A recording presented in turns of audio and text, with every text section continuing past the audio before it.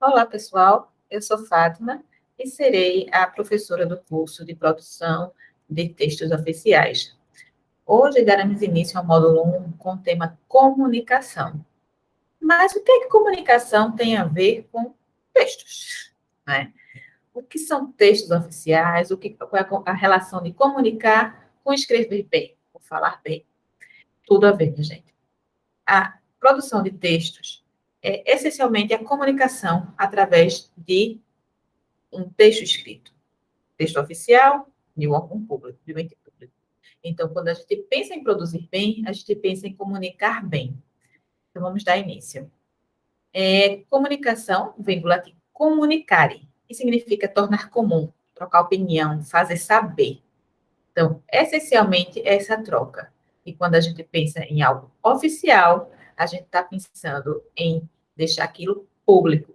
A gente pensa que os outros saibam, tomem conhecimento. O que é comunicar? Fazer-se entender. Eu preciso me expressar. Eu preciso que o outro me compreenda. É preciso saber falar e também ouvir. Porque ouvir é tão importante quando a gente pensa em falar. Quem ouve bem, fala bem. A gente precisa do outro, tentar perceber quem é o outro nessa relação de comunicação, para a gente conseguir chegar a ele. E a gente precisa ter na cabeça que informar é diferente de comunicar. Eu posso dizer para vocês várias coisas e não ser comunicativa, a comunicação não ser estabelecida, porque eu simplesmente disse e vocês não entenderam. Quando a gente pensa em todo o processo de comunicação, nós temos vários personagens. Por exemplo, quando a gente tem a fala, a gente tem uma pessoa, que é o emissor, a ideia, que é o significado, o mecanismo vocal, que é o codificador, as palavras, que são a mensagem, o ar, que é o canal, a pessoa a quem se comunica é o receptor da mensagem, a decifração por mecanismo auditivo é o decodificador, e o receptor, quando constata que entendeu a mensagem, tem a compreensão dela. O esclarecimento do emissor que a mensagem foi entendida, a gente chama de realimentação. Por que isso? É quando o processo está completo, a gente tem esse ciclo de realimentação ou do feedback, alguns chamam. Então, a gente precisa dar a mensagem, exprimir a mensagem, ela vai passar pelo canal de comunicação em si. A pessoa vai receber.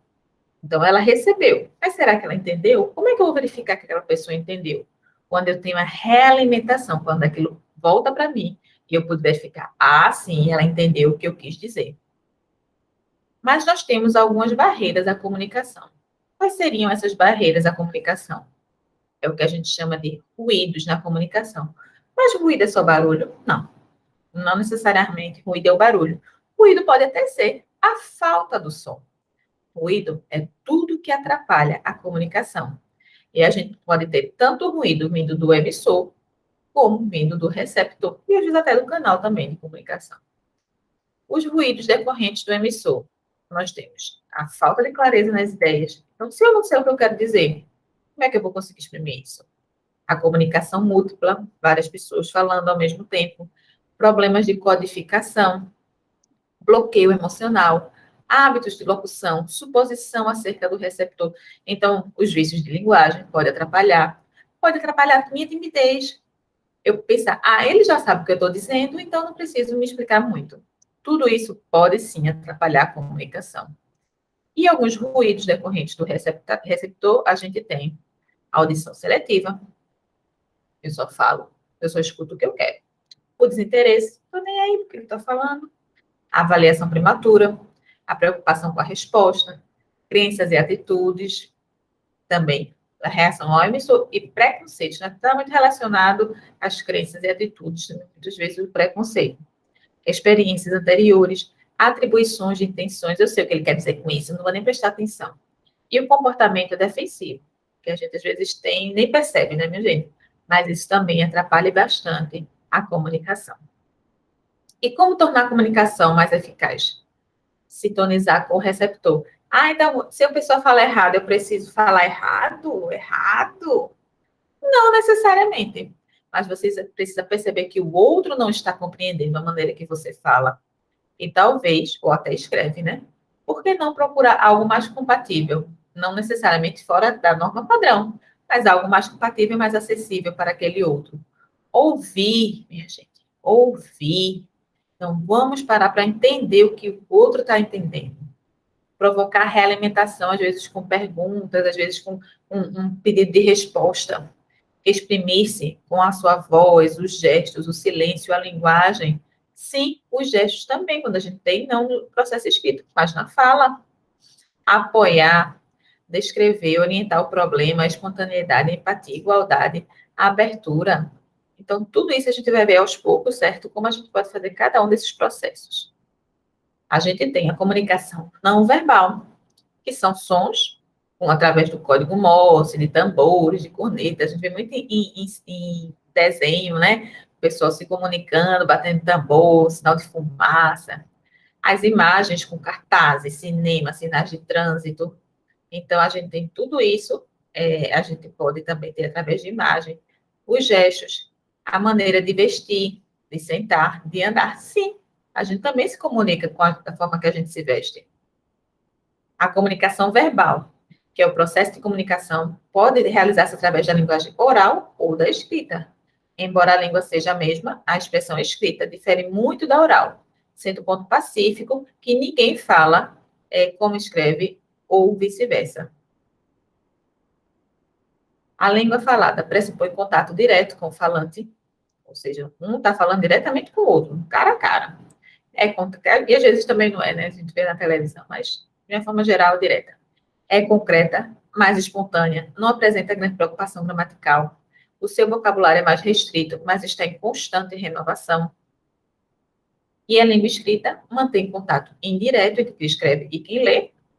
É mais abstrata, você precisa pensar mais sobre aquilo, mais refletida, por isso exige grande esforço de elaboração e obediência às regras gramaticais. E seu vocabulário é mais apurado e é, por natureza, mais conservadora. A gente entra também na comunicação empresarial, que é o que a gente trabalha na prefeitura como um todo, né?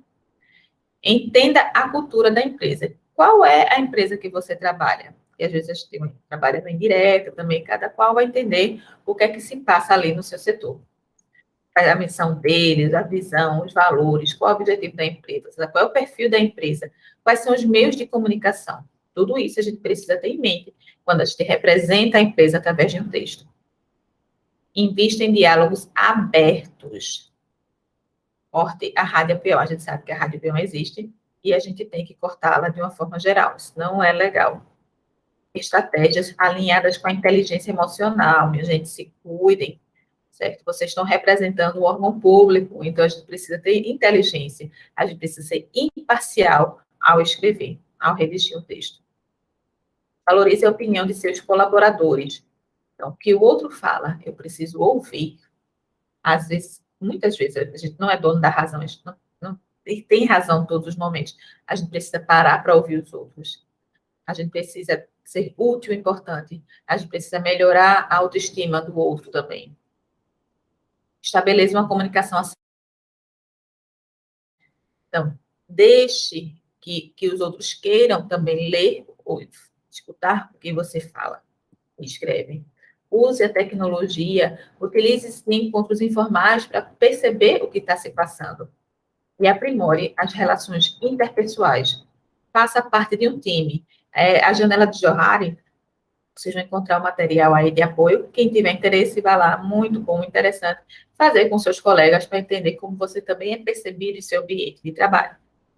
Então, por aqui, a gente encerrou neste momento, mas a gente vai sempre trabalhar e vocês vão perceber que a gente vai estar voltando, que os temas estão conectados. Mas na frente a gente vai precisar muito desse material de comunicação para elaborar os nossos textos. Então, até o próximo módulo. Encontro vocês daqui a pouquinho.